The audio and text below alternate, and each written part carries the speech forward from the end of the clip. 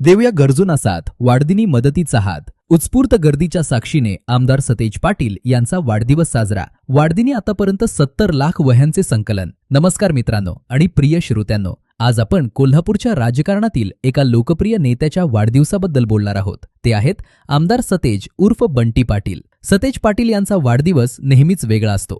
गेली 16 वर्ष ते पुष्पगुच्छ किंवा हारतुरे स्वीकारत नाहीत. त्याऐवजी ते वह्यांच्या स्वरूपात शुभेच्छा स्वीकारतात. या उपक्रमाची नोंद लिम्का बुक ऑफ रेकॉर्ड्समध्ये झालेली आहे. यंदाही कोल्हापूर महानगरपालिका काँग्रेस नगरसेवक आणि गगनबावडा तालुका काँग्रेस यांच्याकडून प्रत्येकी 54,000 वह्या भेट देण्यात आल्या. विविध संघटना आणि कार्यकर्त्यांकडून लाखो वह्या संकलित झाल्या. आतापर्यंत 2007 ते 2025 पर्यंत 70,61,672 वह्या संकलित झाल्या असून त्यापैकी 15,69,165 वह्या गरजू विद्यार्थ्यांना वितरित करण्यात आल्या आहेत. या वह्या लवकरच आणखी विद्यार्थ्यांना दिल्या जाणार आहेत. काल रविवारी 12 एप्रिल रोजी त्यांचा 54वा वाढदिवस साजरा करण्यात आला आणि हा वाढदिवस केवळ केक कापणं किंवा फुलांचं गुच्छ देण्यापुरता मर्यादित नव्हता. तो खऱ्या अर्थाने लोकोत्सव बनला होता. कसबा बावड्यातील यशवंत निवास समोर शुभेच्छा देण्यासाठी हजारोंच्या गर्दीचा महापूर उसळला होता. दुपारी 3 वाजल्यापासून रात्री उशिरापर्यंत लांबच लांब रांगा लागल्या होत्या. सर्वसामान्य जनता,